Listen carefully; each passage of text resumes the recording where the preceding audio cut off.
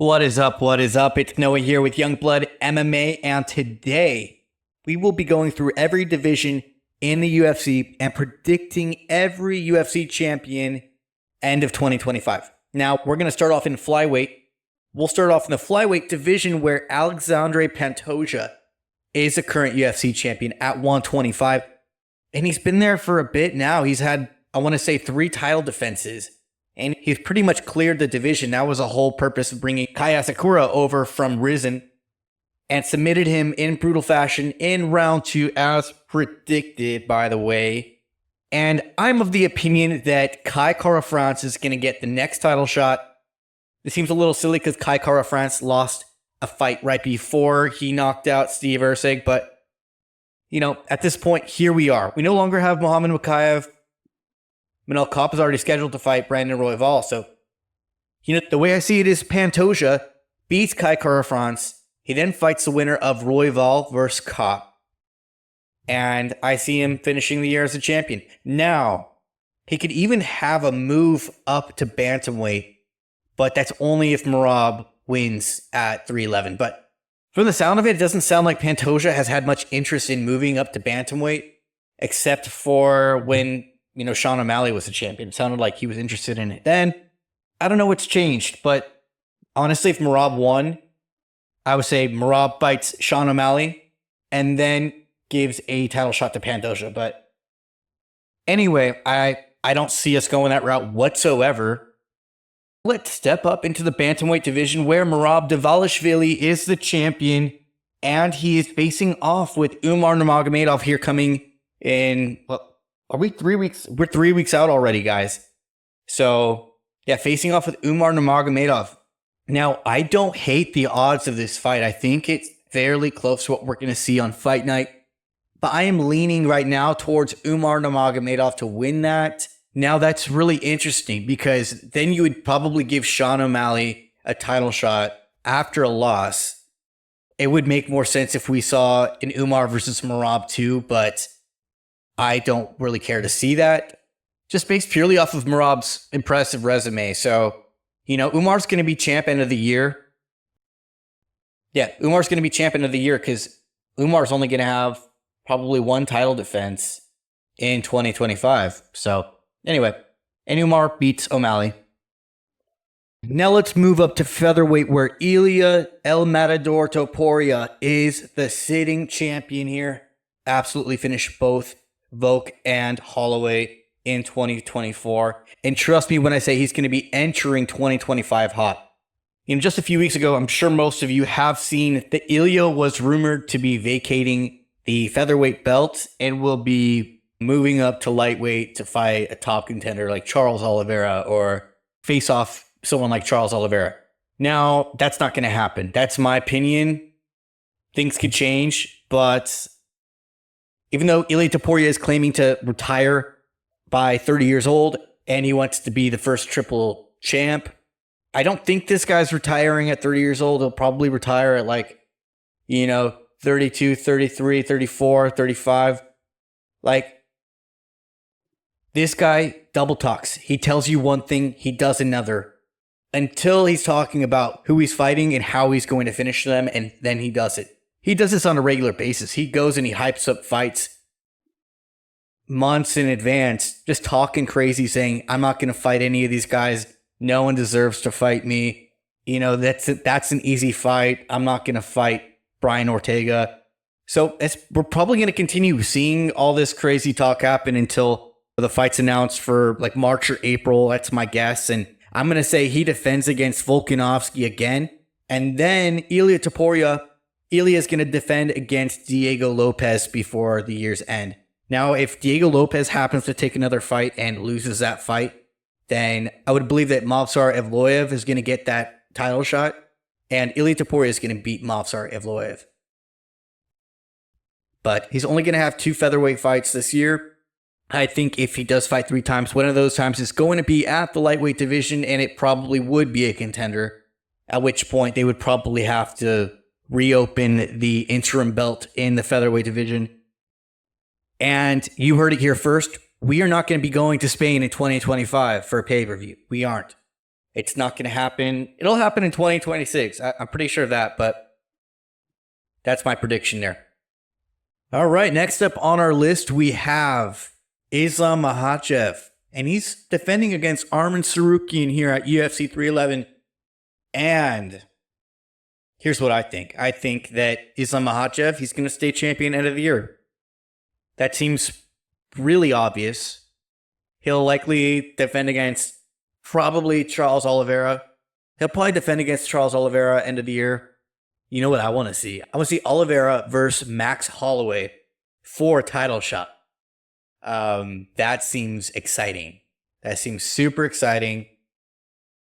You know, before I get ahead of myself here, I think that there is a good chance we could have an upset this month at 311, and Arman Tsarukyan could be champion for a short period of time in 2025. And then Islam's going to take his belt back. That could happen. That would be a really sucky year, I want to say, for the lightweight division, because we're not seeing a lot of matchups. We could be seeing a few rematches this year. Title fight rematches. We're already starting the year with like 3 rematches. Makhachev versus Tsarukyan. Dricus du Plessis versus Sean Strickland. And I guarantee we're going to have a few more. This is going to be rematch year. So we're going to have some great matchups, but we're going to have a lot of rematches. The one benefit of Arman Tsarukyan winning and Islam taking it back is we get some buffer time at lightweight to see a new batch of fresh contenders come up in 2026. We're really going to need to see some movement happen here in lightweight because there really aren't a lot of contenders for Islam Makhachev. Now, let's move on here. All right, welterweight. What's the name of the champion again? Oh yeah, Belal Muhammad. Belal, remember the name, Muhammad is the champion at welterweight, and he fights Shavkat Rakhmonov next. But he was supposed to fight Shavkat Rakhmonov at UFC 311, and that didn't happen. He had to pull out from an injury, very reasonable pullout, and Shavkat fought Ian Gary. Now, in that matchup, Ian Gary did great, and Shavkat lost his 100% finish rate. And so Shavkat lost some aura there. Shavkat lost aura, and before this fight, I was looking at him as the person to beat Belal, and after that, it humanized him. And I think Belal Muhammad is going to beat Shavkat Rakhmonov when they have their bout, and I'm hoping that we see that in March. UFC 313, it should be Muhammad versus Rakhmonov, so we'll see how that plays out. Now, beyond that, right, I do know that Belal Muhammad, he's going to defend another time before 2025 is over, and Belal will defend against the winner of Usman versus Della Magdalena, or it would be the better winner between those two if they both win fights in different matchups. Either way, I'm confident Belal Muhammad, he's going to defeat both Kamaru Usman and JDM. Meanwhile, you got Ian Gary and you got Joaquin Buckley, you got Carlos Prates. They are emerging in 2025 and will potentially be in title contention in 2026. So keep your eye out for that. At middleweight, Dricus du Plessis is defending his belt against Sean Strickland in February at UFC 312, and I predict he's going to beat Strickland. I think that the secret is out. Once you fight somebody, it becomes easier to prepare for it next time. And I think that's where Dricus du Plessis has the advantage. His style is very unpredictable, and you have someone with Sean Strickland's style that's very hard to fight. But, now DDP has experience in it. I think he's going to win another decision. I think it's going to still be a close fight. Styles make fights. I think he'll win this one more decisively than the last one. But pretty much all for nothing because he will lose against Khamzat Chimaev in his next title defense. God forbid we don't see Khamzat get the next title shot. I believe either way that Dricus du Plessis will still be the champion. I think he'll defeat potential contenders like Caio Borralho, Nasruddin Imavov. I think he'll beat both those guys. And honestly, I don't think we're going to see DDP move up to fights for the light heavyweight strap unless he gets through Khamzat Chimaev and unless Alex Pereira vacates the belts, moves up a division to heavyweight and stays there. I just don't think they're going to kill Alex Pereira off. All right, now we're at the light heavyweight division where Alex Poatan Pereira is the current champion. He had an amazing 2024, 3 title defenses, all were knockout finishes. And we have Magomed Ankalaev in the wings. Now, there's been some rumors floating around from the looks of social media. Alex throws around these red herrings, as he's done in the past. I remember right after UFC 300, he was hinting at headlining or fighting in UFC 301, potentially a heavyweight fight. And we were all like getting so excited because we were just wowed, amazed, and perplexed at his performance at UFC 300. And he has become a huge fan favorite. Now, he has recently suggested that he's going to be at UFC 312. Sydney, he says, see you there while he's hitting a bag, suggesting that he's going to be in a fight. Now, you heard it here first. Alex Pereira will be defending his belt against Alexander Volkanovski in Sydney, Australia.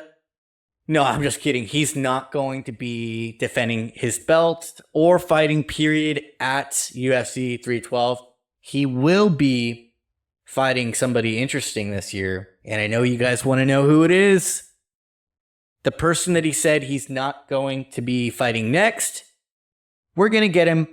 We're going to get an Ankalaev title shot in 2025. I think that Alex Pereira is going to knock Magomed's lights out. If Alex doesn't get a knockout soon, this is going to be the hardest fight for Alex at light heavyweight. And if this goes to decision, there is a chance, if Ankalaev does win and he has the best chance in this division to do so, Alex is going to take his belt back in the rematch and whip Ankalaev's ass with it when he's done. Here's the deal. Pereira cannot lose to Ankalaev. They're not going to give him a title shot at heavyweight if he loses to Ankalaev. Even if he gets his belt back, he's not going to just get to move up to heavyweight. That's not how it works. By the time he rematches Ankalaev, if he does lose, Pereira gets his belt back. You already have Carlos Ulberg in the wings after a win over Jan Blachowicz. I think that pretty clearly positions himself for a title shot. There's not really any more clear contenders left at light heavyweight other than the obvious Magomed Ankalaev. And I know I kind of pick on Magomed Ankalaev a little bit. I'm just teasing. He's a great fighter, and he definitely deserves a title shot. And as much of an Alex Pereira fan I am, I don't think it's right that they keep on deferring his title shot. That's just not fair. And I don't think that mixed martial arts organizations should be operating that way just because they don't think he's a draw. I think he's a lot more of a draw than he used to be. And just for reference, I thought the fight with Jan Blachowicz that Ankalaev had, I thought that was a great and entertaining fight. And I do think that he won.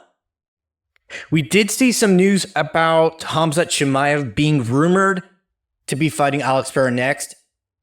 That is absolutely ridiculous. That's the stupidest matchup you can make. And the UFC won't be making that matchup, I guarantee you. If they aren't making Pereira versus Ankalaev, they aren't making Alex Pereira versus Khamzat Chimaev. Khamzat Chimaev's already lined up for a title shot in middleweight, just had his first official middleweight bout after moving up from welterweight when they told him that he would get the next title shot.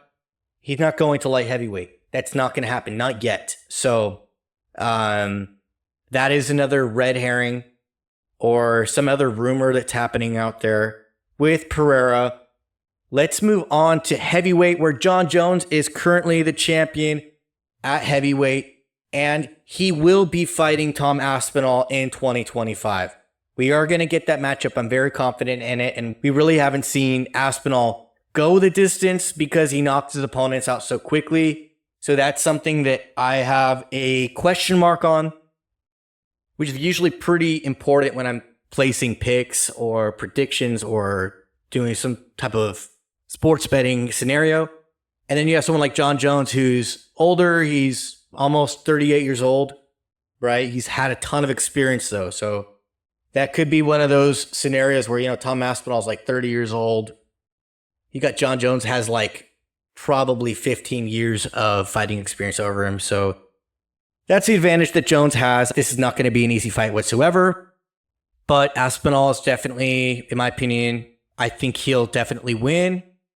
I also think that Jones would get a rematch, but it won't be this year if they can afford to pay him however much he's asking, but I think he's going to want to get that one back if he loses. So until then, I'm pretty sure Pereira is going to get his heavyweight title shot right before that.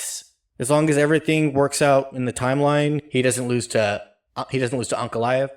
So let's move on to women's MMA here. By the way, if you are a man, this is your time to close out the video because real men don't watch women's MMA.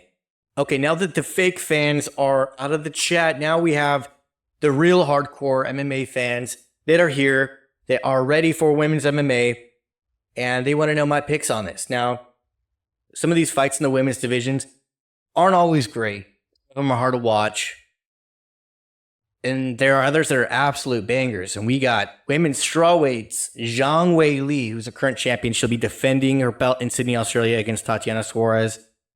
And Zhang Weili is not going to be the champion at the end of the year. We're going to have Tatiana Suarez. She's going to be the champion. She's going to beat Zhang Weili. There's possibility for a rematch, either that or, honestly, I'd really like to see Tatiana Suarez fight Verna Jandiroba. I would really like to see that bout. Those are the next matchups for a title shot against our new champion, soon to be Tatiana Suarez. And we're going to move over to the women's flyweight division where Valentina Shevchenko is going to be the champion at the end of the year. She's not going to give up her belt, and she's not going to lose to Manon Fiorot. But Manon Fiorot, great fighter. I think she's got a great chance, possibly out of our current list of flyweights. So, other than Grasso. Grasso has been quite the contender for Shevchenko. She'll eventually re-enter the title contender conversation.